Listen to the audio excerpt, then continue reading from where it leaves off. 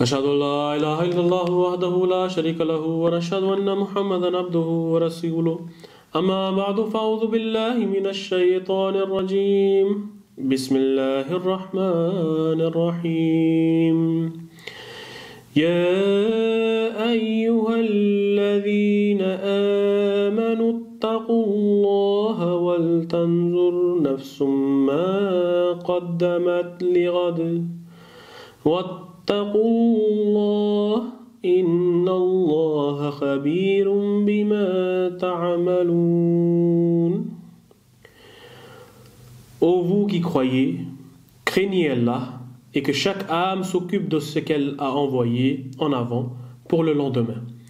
Et craignez Allah en vérité. Allah est très conscient de ce que vous faites.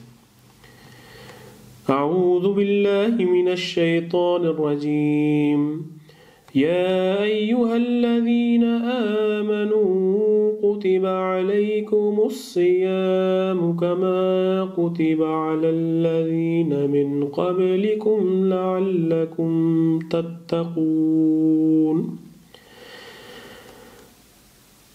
Ô vous qui croyez, le jeûne vous est prescrit, tout comme il a été prescrit à vos devanciers, pour que vous augmentiez dans la taqwa. Ce point qui est mentionné dans le Saint-Coran de la taqwa, on peut considérer que vis-à-vis de ce point, le système du Ramadan qui montre que nous devons jeûner et ce jeûne doit être pour Dieu. Et dans ce mois béni, une des choses qui est en relation avec la taqwa, c'est-à-dire notre spiritualité, c'est que nous devons nous questionner. Nous devons nous poser des questions que comment ou à quel niveau est notre spiritualité. Et pour cela, nous devons faire une introspection. Le sujet du dars d'aujourd'hui s'intitule le Ramadan et l'introspection. Hazrat Abu Huraira raconte dans un hadith que le saint prophète Muhammad sallallahu alayhi wa sallam a dit: celui qui jeûne au cours du Ramadan étant sincère dans sa foi et afin d'en mériter les récompenses aura ses péchés antérieurs pardonnés. Bukhari Kitab al-Sawm. Puis dans un autre hadith, Omar bin al-Khattab raconte que le saint prophète Muhammad sallallahu alayhi wa sallam a dit: fais ton introspection avant qu'elle ne soit faite pour toi. Vis avec humilité pour que tu sois présentable pour le jour du jugement. Et celui qui continuera à faire son introspection, il sera jugé avec légèreté. Parmi toutes les pratiques religieuses obligatoires en islam, le jeûne du mois du Ramadan tient une place particulièrement importante. Il est l'un des 5 piliers de l'islam. Chacun de ces piliers nécessite des efforts, instaure une discipline et exige une rigueur, que ce soit à travers la maîtrise de son corps, de son argent, de ce temps et de façon générale à l'intérieur profond de son être. La qualité morale d'un musulman réside dans sa capacité à pouvoir donner du sens à tout ce qu'il fait. Jeûner ne consiste pas seulement à renoncer, ou se priver, ou faire des sacrifices pendant un mois. Le jeûne est surtout une question de cœur. Il s'agit de rompre avec ses habitudes, élever nos vies et nos regards vers des horizons essentiels. Maîtriser ses émotions et contrôler ses pulsions et ses tensions intérieures, c'est à cet regard que l'introspection, que Dieu nous invite vers le verset coranique mentionné ci-dessous. Cité plus haut. C'est à cette grande introspection que nous invite le verset coranique mentionné ci-dessus. Prendre conscience, et pendant le mois de Ramadan surtout, plus qu'avant, que de tout ce que nous entendons, et tout ce que nous disons, et de tout ce que nous regardons, et de tout ce que nous portons en nous, dans les profondeurs intimes de notre cœur, il nous serait demandé des comptes le jour du jugement dernier. Il y a parfois des mots qui blessent plus que des coups, des regards qui humilient, des jugements définis qui détruisent et des pensées qui anéantissent en ce mois béni du Ramadan. Nous sommes exhortés à réfléchir à ce que nous allons dire. Si c'est vraiment utile, si cela va faire du bien à l'autre.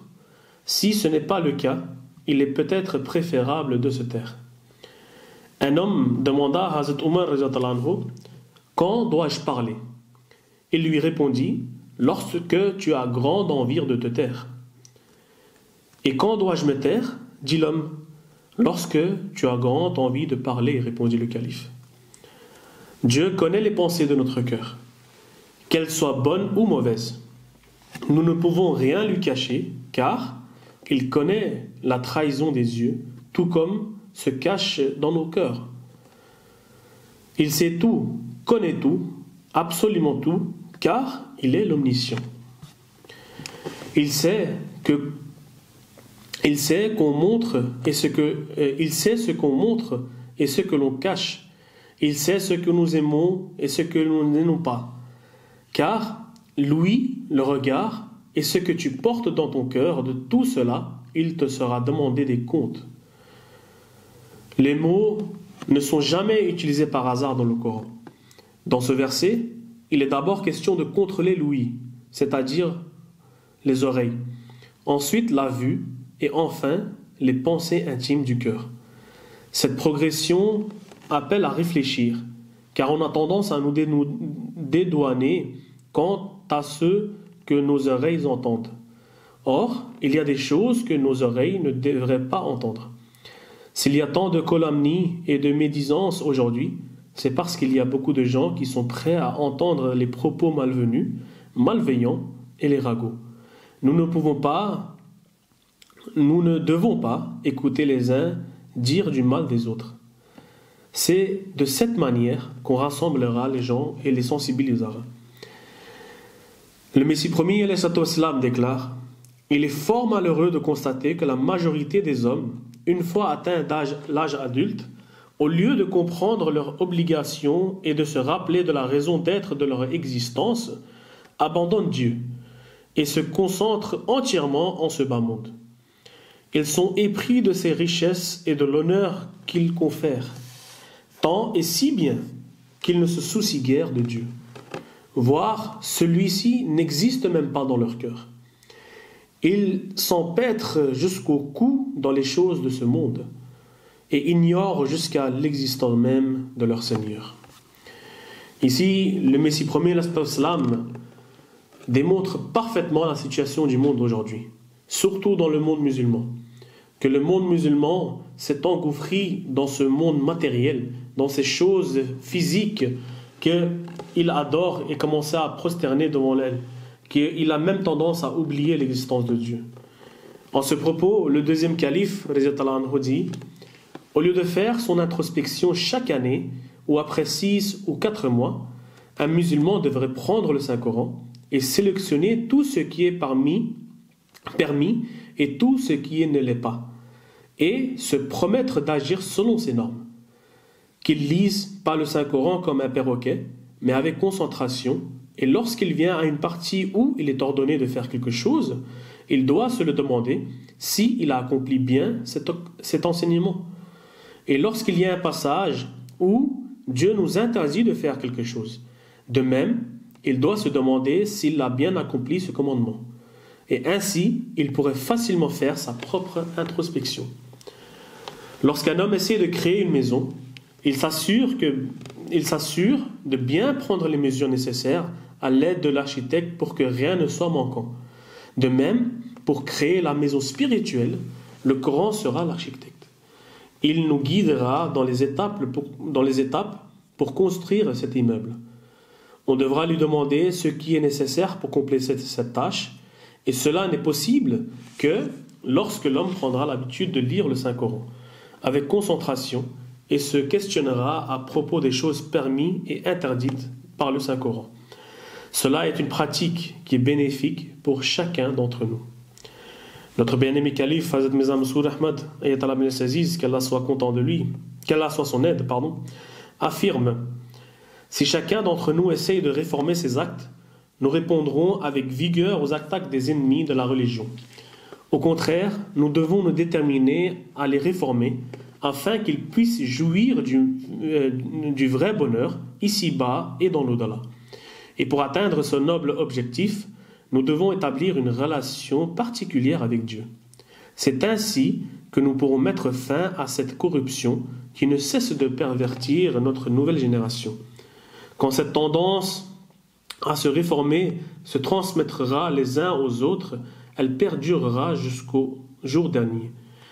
Et grâce à notre amélioration personnelle, d'autres voies s'ouvriront à nous pour la transmission du message. Au lieu de répandre l'immoralité, ces nouvelles inventions seront un moyen pour répandre le nom de Dieu partout. Souvenons-nous de ceci. Il ne faut jamais fermer les yeux sur la réalité, car les peuples qui progressent, ceux qui réforment les autres et ceux qui engendrent les révolutions scrutent en premier leur faiblesse. Si en se voilant la face, nous disons « tout va bien », notre progrès sera au point mort. Regardons la réalité dans les yeux. Nous ne nous contentons pas d'avoir réformé 50% des nôtres. Si nous désirons apporter une révolution dans le monde, nous devons viser les 100%. J'ajoute ici, c'est-à-dire le calife dit, j'ajoute ici que si nous arrivons à nous réformer à 100%, nous mettrons fin à nos disputes, à nos différences, à ces procès que l'on s'intente les uns les autres, à ces pertes financières que l'on souhaite aux autres, à l'avidité, au plaisir que l'on tire, de l'immoralité qui s'étale à la télévision et ailleurs, à ce mépris que l'on ressent à l'égard de l'autre. En somme, tous vont disparaître. Il régnera un climat d'amour, de fraternité, d'affection. Bref, ce sera le paradis sur terre. Ces fléaux existent bel et bien parmi nous, d'où la raison de leur mention ici. Le Ramadan offre l'occasion d'un changement révolutionnaire à ceux qui tentent de traduire leurs paroles en actes. Ceux qui se conforment au plaisir de Dieu, qui se soumettent à son autorité et qui réduisent en poussière leur ego. Pendant ce mois béni, ils se consacrent aussi à une étude soigneuse du Coran. L'impact de leurs prières et de leurs études se fait aussi sentir sur les états moraux. Le Messie promis, alayhi salam, dit à ce sujet, et je termine mon dars sur ce point, le Messie promis, alayhi salam, dit « Ne noyez point la vérité en vous entendant dans la voie de l'injustice. Acceptez la vérité, même si elle sort de la bouche d'un enfant. Et si votre adversaire vous dit une vérité, abandonnez-la sur le champ, votre raisonnement stérile. Cramponnez-vous à la vérité et donnez de vrais témoignages. Tout comme Allah le Très-Haut l'affirme, fuyez donc l'abomination des idoles et fuyez toute parole mensongère, car le mensonge n'est pas moins que l'idolâtrie.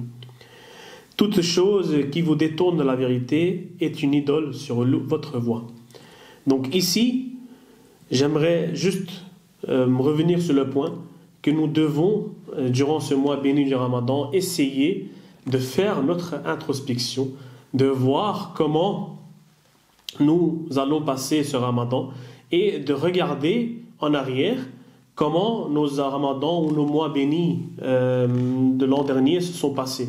Et nous devons essayer d'améliorer notre futur, c'est-à-dire ce mois du Ramadan, et y réfléchir, méditer dessus et demander des prières à Dieu pour qu'il nous donne la possibilité que notre Ramadan présent, c'est-à-dire ce Ramadan-là, puisse se passer mieux que que les derniers.